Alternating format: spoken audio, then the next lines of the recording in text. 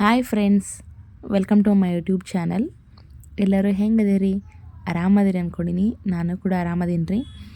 ಇವತ್ತೊಂದು special recipe ಜೊತೆ ಬಂದೀನಿ. ಸ್ಪೆಷಲ್ ಅನ್ನೋಕ್ಕಿಂತ ಹೆಲ್ತಿಗೆ ಭಾಳ ಯೂಸ್ ಆಗುತ್ತೆ ರೀ. ಸೊ ಅಂಥದ್ದೊಂದು ಅಡುಗೆ ನಾನು ನಿಮಗೆ ಹೇಳ್ಕೊಡತ್ತೀನಿ. ಇಲ್ಲಿದ್ದವರಿಗೆ ಆಲ್ಮೋಸ್ಟ್ ಈ ಅಡುಗೆ ಗೊತ್ತಿರ್ತದೆ. ಬಟ್ ನಮ್ಮ ಸೈಡ್ ಏನೈತಲ್ಲ, ನುಗ್ಗೆ ಸೊಪ್ಪು ಭಾಳ ಕಡಿಮೆ ರೀ ಯೂಸ್ ಮಾಡೋದು. ಆಲ್ಮೋಸ್ಟ್ ಕಡಿಮೆ ಅಂತಲೇ ಹೇಳ್ಬೋದು. ಅದ್ರ ಬಗ್ಗೆ ಅಷ್ಟು ನಾಲೆಜ್ ಕೂಡ ಇರಲ್ಲ. ಇವತ್ತು ನನಗೆ ನುಗ್ಗೆ ಸೊಪ್ಪಿನ ಬಗ್ಗೆ ಏನೆಲ್ಲ ಗೊತ್ತು ಅಂಬೋದು ನಾನು ನಿಮ್ಮ ಜೊತೆ ಶೇರ್ ಮಾಡ್ಕೊಳಕ್ಕೆ ಇಷ್ಟಪಡ್ತೀನಿ. ಹಂಗೆ ರೆಸಿಪಿನೂ ಹೇಳ್ತೀನಿ ರೀ. ನಿಮಗೆ ಯಾರು ಲೈಕ್ ಆಗ್ತದೆ ಅಂತ ಹೇಳಿ ಕಮೆಂಟ್ ಮಾಡಿ ತಿಳಿಸ್ರಿ. ಸೊ ಮೊದಲೇದಾಗಿ ಫ್ರೆಂಡ್ಸ್, ನಾ ಇಲ್ಲಿ ನುಗ್ಗೆ ಸೊಪ್ಪಿಂದು ಸಾಂಬಾರು ಮಾಡತ್ತೀನಿ. ಸೊ ಹೀಗಾಗಿ ಫಸ್ಟ್ ತೊಗರಿಬೇಳೆ ಎಲ್ಲ ಚೆಂದಾಗಿ 2-3 ಸಲ ವಾಶ್ ಮಾಡ್ಕೊಂಡು, ಅದಾದಮೇಲೆ ಅದಕ್ಕೆ ನೋಡ್ರಿ ಈಗ ಟೊಮೆಟೊ ಹಾಕತ್ತೀನಿ ಒಂದೆರಡು. ಇನ್ನು ಇದಕ್ಕೆ ಒಂದು ಸ್ವಲ್ಪ ಶುಂಠಿ ಸಹ ಹಾಕೇನ್ರಿ ಫ್ರೆಂಡ್ಸ್ ನಾನು. ಬಟ್ ಕ್ಯಾಮ್ರಾದಾಗ ಅದು ಕ್ಯಾಪ್ಚರ್ ಆಗಲಿಲ್ಲ.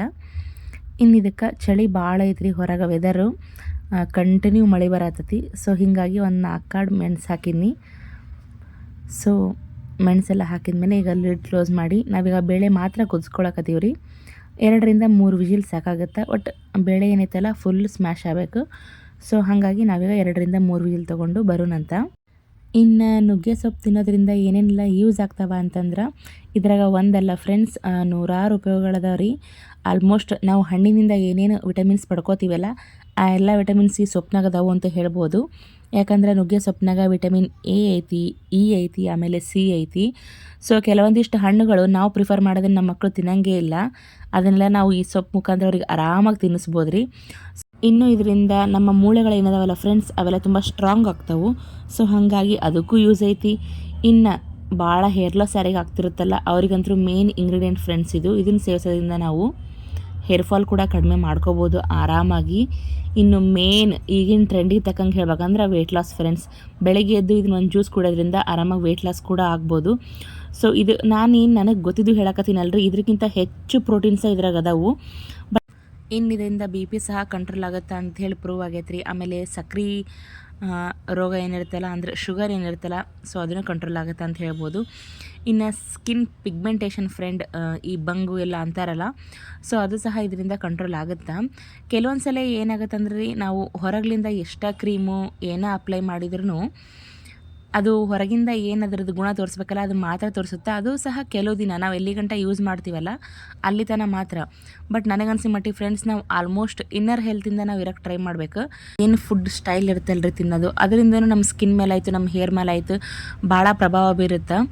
ಸೊ ಹೀಗಾಗಿ ನಾವು ಆಲ್ಮೋಸ್ಟ್ ಒಳ್ಳೆ ಫುಡ್ ತೊಗೊಳಕತ್ತೀವಿ. ಇಂಟೇಕ್ ನಮ್ಮದು ಚೆನ್ನಾಗಿತ್ತಂದ್ರೆ ಔಟ್ಲುಕಿಂಗ್ ಕೂಡ ಚೆನ್ನಾಗಿರುತ್ತೆ ಅನ್ನೋದು ನನ್ನ ಥೀಮ್ ರೀ. ಸೊ ಹೀಗಾಗಿ ನಮಗೆ ಸಿಗಲಾರ್ದು, ಕೈಗೆಟಕ್ಲಾರ್ದು ಬೇಡ. ಬಟ್ ಇವೆಲ್ಲ ಸೊಪ್ಪು ಏನದಾವಲ್ರಿ, ಇವೆಲ್ಲ ನ್ಯಾಚುರಲಾಗಿ ನಮಗೆ ಪ್ರಕೃತಿಯಿಂದನೇ ಸಿಗ್ತಾವೆ. ಸೊ ಹೀಗಾಗಿ ಆಲ್ಮೋಸ್ಟ್ ಬೇಕ್ರಿ ಐಟಮ್ಸು ಅದು ಇದು ತಿಂದು ಆರೋಗ್ಯ ಹಾಳು ಮಾಡ್ಕೊಂಡು 1-2 ನಿಮಿಷದ ನಾಲ್ಗೆ ರುಚಿಗೆ ಅವನ್ನೆಲ್ಲ ತಿಂದು ನಾವು ಎಂಜಾಯ್ ಮಾಡೋ ಬದಲು ಅವನ್ನ ನಾವು ಮನೆಗೂ ಆರಾಮಾಗಿ ಮಾಡ್ಕೋಬೋದು ರೀ ಹೆಲ್ದಿ ವೇದಾಗ. ಸೊ ನಮ್ಮ ಕೈಲೇ ನಮ್ಮ ಮನ್ಯಾಗ ಎಷ್ಟು ಮಾಡೋಕ್ಕಾಗತ್ತಲ್ಲ ಅಷ್ಟು ಮಾಡ್ಕೊತ ಇದ್ರೆ ಹೆಲ್ತು ಚೆನ್ನಾಗಿರುತ್ತೆ, ಪ್ರಾಬ್ಲಮ್ಸು ಜಾಸ್ತಿ ಇರಲ್ಲ ಅಂತ ನನ್ನ ಅನಿಸಿಕೆ. ಸೊ ಇದ್ರ ಬಗ್ಗೆ ನಿಮಗೇನು ಅನಿಸುತ್ತೆ ಅಂತ ಹೇಳಿ ಕಮೆಂಟ್ ಮಾಡಿ ತಿಳಿಸ್ರಿ. ಸೊ ನಾನು ನೋಡಿ ಫ್ರೆಂಡ್ಸ್, ಈಗ ಸೊಪ್ಪೆಲ್ಲ ಹಾಕಿ ಆಲ್ರೆಡಿ ಕುಕ್ಕರಿಗೆ ವಾಪಸ್ ಇಟ್ಟಿನಿ ರೀ. ವಿಡಿಯೋದಾಗ ನೋಡಿರ್ಬೋದು ನೀವು. ಈಗ ನೆಕ್ಸ್ಟು ನಾನು 1 ಕಟ್ ಪೂರ ತಂದಿದ್ದೀನಿ ರೀ ಸೊಪ್ಪು. ಸೊ ಅರ್ಧನ ಏನೈತಲ್ಲ ನಾನು ಸಾಂಬಾರಿಗೆ ಮಾಡೋಕೆ ಇಟ್ಟಿದ್ನಿ, ಇನ್ನು ಅರ್ಧ ಅದರದ್ದು ಪಲ್ಯ ಮಾಡಿದ್ರಾಯ್ತು ಅಂಥೇಳಿ ಪಲ್ಯ ಮಾಡತ್ತೀನಿ ರೀ. ಇಲ್ಲಿ ಪಲ್ಯಕ್ಕೆ ತುಂಬ ಸಿಂಪಲ್ ಫ್ರೆಂಡ್ಸ್, ಪಲ್ಯ ಮಾಡೋದೇನು ಜಾಸ್ತಿ ಹೊತ್ತು ಆಗಲ್ಲ. ನಾನಿಲ್ಲಿ ಸ್ಟಾರ್ಟಿಂಗ್ ಬಂದುಬಿಟ್ಟು ಎಣ್ಣೆ ಹಾಕಿ ಒಂದು ಸ್ವಲ್ಪ ಅದಕ್ಕೆ ಜೀರಿಗೆ, ಸಾಸಿವೆ ಹಾಕಿ ಕರಿಬೇವು ಹಾಕೀನಿ ರೀ. ಹಾಕಿ ಒಂದು ಈರುಳ್ಳಿ ಹಾಕಿನಿ, ಅಷ್ಟೇ ದೊಡ್ಡದು ಈರುಳ್ಳಿ ಹಾಕಿ ಅದು ಚೆನ್ನಾಗಿ ಫ್ರೈ ಆಗಬೇಕು.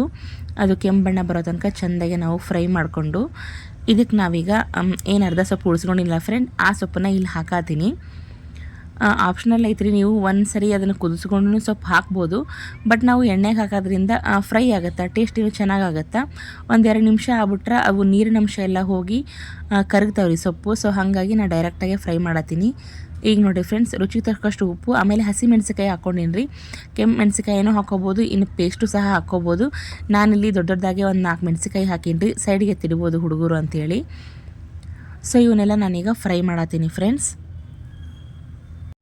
ಈಗ ನೋಡಿರಿ ಫ್ರೆಂಡ್ಸ್, ಈರುಳ್ಳಿ ಎಲ್ಲ ಚೆಂದಾಗಿ ಫ್ರೈ ಆಗ್ಯಾವು. ಸೊ ಆದಮೇಲೆ ಅರ್ಧ ಏನು ಸೊಪ್ಪು ಉಳಿಸ್ಕೊಂಡಿದ್ನಲ್ಲ ಅವನು ಚೆಂದಾಗಿ ತೊಳ್ಕೊಂಡು ಅವನು ಸಹ ನಾನೀಗ ಇದಕ್ಕೆ ಹಾಕಕತ್ತೀನಿ ರೀ. ಇನ್ನು ವೀಡಿಯೋಸ್ ಹೆಂಗೆ ಬರಕತ್ತವು ಅಂಥೇಳಿ ನಂಗೆ ನಿಜವಾಗ್ಲೂ ಗೊತ್ತಿಲ್ಲ ಫ್ರೆಂಡ್ಸ್. ಬಿಕಾಸ್ ನಮ್ಮ ವೀಡಿಯೋಸ್ ನಾವು ನೋಡಬಾರ್ದು ಅಂತಿರ್ತಾರೋ, ಆದರೂ ನಾನು ನಮ್ಮ ಮನೆಯವ್ರ ಫೋನ್ಲಿ ಯಾವಾಗಾರೊಮ್ಮೆ ನೋಡ್ತಿರ್ತೀನಿ. ಬಟ್ ನಮ್ಮ ಬೆನ್ನು ನಾವು ತಡ್ಕೊಳ್ಳೋಕ್ಕಿಂತ ಜಾಸ್ತಿ ಇನ್ನೊಬ್ರು ಏನಾದರೂ ಅಪ್ರಿಷಿಯೇಷನ್ ಕೊಟ್ಟರೆ ನಂಗೆ ಚಲೋ ಇರುತ್ತೆ. ಅದು ನೆಗೆಟಿವ್ ಆಗಲಿ ಪಾಸಿಟಿವ್ ಆಗಲಿ. ಬಿಕಾಸ್ ನೆಗೆಟಿವ್ ಬಂದ್ರೆ ನಾವು ಅದನ್ನ ಇನ್ನೂ ಕೆಲಸ ನೀಟಾಗಿ ಮಾಡ್ಕೋಬೋದು. ಪಾಸಿಟಿವ್ ಬಂದ್ರೆ ಇನ್ನೂ ಒಂಚೂರು ಹುಮ್ಮಸ್ ಇರುತ್ತೆ ರೀ ವಿಡಿಯೋ ಮಾಡೋಕೆ ಅಷ್ಟ. ಸೊ ಸಬ್ಸ್ಕ್ರೈಬ್ ಆಗತ್ತವು ಇಲ್ಲ ಅಂತ ನಾ ಹೇಳಲ್ಲ, ಬಟ್ ನಿಧಾನ ಆಗತ್ತವು, ಪರವಾಗಿಲ್ಲ, ಅದು ಏನು ಬೇಜಾರಿಲ್ಲ. ನನಗಂತೂ ಫ್ರೆಂಡ್ ಸರ್ಕಲ್ ಭಾಳ ಕಡಿಮೆ, ಬಟ್ ಜೆನ್ಯೂನಾಗಿ ಒಂದು 10 ಜನ ಅದಾರ ರೀ ಅಷ್ಟ. ಬಟ್ ಅವರೆಲ್ಲ ನಾನು ಎಂಥ ರಿಕ್ವೆಸ್ಟ್ ಮಾಡ್ತೀವಿ ಎಂಥ ಮಾತಾಡ್ತೀವಿ ಅಂದ್ರೂ ಒಂದು 10 ಜನ ಫ್ರೆಂಡ್ಸು, ಒಂದು 20 ಜನ ಫ್ಯಾಮಿಲಿ ಮೆಂಬರ್ಸು ಇದ್ದೇ ಇರ್ತಾರೆ, ಇಲ್ಲ ಅಂತಲ್ಲ. ಬಟ್ ಉಳ್ಕಿದ್ದೇನು ಜನ ಬಂದಾರಲ್ಲ, ನನಗದು ಭಾಳ ಖುಷಿ ಐತ್ರಿ. ಯಾರೋ ನಮ್ಮನ್ನೊಬ್ಬರನ್ನ ವಿಡಿಯೋ ನೋಡಿ ಸಬ್ಸ್ಕ್ರೈಬ್ ಮಾಡ್ತಾರಂದ್ರೆ ಅದು ನನಗೆ ಸಣ್ಣ ವಿಷಯ ಅಲ್ವೇ ಅಲ್ಲ. ನನಗದ್ರ ಬಗ್ಗೆ ಭಾಳ ಅಂದ್ರೆ ಭಾಳ ಖುಷಿ ಐತಿ ಫ್ರೆಂಡ್ಸ್. ಬಟ್ ಇನ್ನೂ ಆಗಬೇಕಿತ್ತು ಅಂತಂದು ಅದೊಂದು ಕಾಮನ್ ಥಾಟ್ ಇರತ್ತೆ. ಯಾರಿಗೆಲ್ಲ ಏನು ಇಷ್ಟ ಆಗತ್ತೈತಿ ಅದನ್ನು ಇಷ್ಟ ಆಗೈತಿ ಅಂತಾರ ಹೇಳ್ರಿ, ಏನು ಇಷ್ಟ ಆಗಿಲ್ಲಲ್ಲ ಏನು ಇಷ್ಟ ಆಗಿಲ್ಲ ಅಂತಲೂ ಹೇಳ್ರಿ. ಬಿಕಾಸ್ ನಂಗೆ ನೆಕ್ಸ್ಟ್ ಮಾಡೋಕ್ಕೊಂದು ಮೋಟಿವೇಶನ್ ಇರುತ್ತೆ. ಸೊ ಹಾಗಾಗಿ ನನಗೆ 100 ಮಂದಿ ಮ್ಯಾಲಾಗ್ಯಾರ ರೀ, ಅದ್ರ ನಂಗೆ ಖುಷಿ ಐತಿ. ಥ್ಯಾಂಕ್ ಯು ರೀ ಅದ್ರ ಸಂಬಂಧ. ಮತ್ತು ನಿಮಗೇನಾರ ನಮ್ಮ ಸೈಡ್ ಡಿಶಸ್ ಯಾವಾರ ತಿಳ್ಕೊಳೋ ಆಸೆ ಇತ್ತು ಅಂತಂದ್ರೆ ನನಗೆ ಕಮೆಂಟ್ ಮಾಡಿರಿ. ನಾನು ಆಲ್ಮೋಸ್ಟ್ ಅದನ್ನು ಮಾಡೋಕ್ಕೆ ಟ್ರೈ ಮಾಡ್ತೀನಿ ಮತ್ತು ಅದನ್ನ ಮಾಡಿ ವಿಡಿಯೋನ ಹಾಕ್ತೀನಿ. ಸೊ ಈಗ ನೋಡಿರಿ ಫ್ರೆಂಡ್ಸ್, ಪಲ್ಯ ಎಲ್ಲ ಆಲ್ಮೋಸ್ಟ್ ಅರ್ಧ ಕರಗಿದವು. ಸೊ ಇವನ್ನೀಗ ಒಂದ್ಸರಿ ಚೆಂದಾಗಿ ಆ ಕಡೆ ಈ ಕಡೆ ಎಲ್ಲ ಮಿಕ್ಸ್ ಮಾಡಿಕೊಂಡು ಇವಕ್ಕೆ ನೀವು ಒಂದು ಸ್ವಲ್ಪ ನೀರು ಹಾಕಿನೂ 1-2 ನಿಮಿಷ ಕುದಿಸ್ಕೋಬೋದು ರೀ. ಬಟ್ ನಾನೇನಿಲ್ಲಿ ನೀರು ಹಾಕಲಿಲ್ಲ, ಎಣ್ಣೆ ಒಂಚೂರು ಜಾಸ್ತಿ ಹಾಕಿದ್ನಲ್ಲ. ಸೊ ಎಣ್ಣೆಗೆ ತಾಳ್ಸುನು ಫ್ರೈ ಮಾಡೋಣ ಅಂತೇಳಿ ಹಂಗೆ ಎಣ್ಣೆಗೆ ನಾನು ಇದು ಫ್ರೈ ಮಾಡತ್ತಿದ್ನಿ ಫ್ರೆಂಡ್ಸ್. ಇದನ್ನು ಈಗೇನು ಬೇಳೆ ಜೊತೆ ಸೊಪ್ಪು ಕುದಿಸ್ಕೊಂಡಿದ್ವಲ್ಲ ಫ್ರೆಂಡ್ಸ್, ಅವೆಲ್ಲ ಚೆಂದಾಗಿ ಕುದ್ದ ನೋಡಿರಿ, ತೋರ್ಸಾತೀನಿ ನೋಡಿರಿ ಫ್ರೆಂಡ್ಸ್ ನಾನು.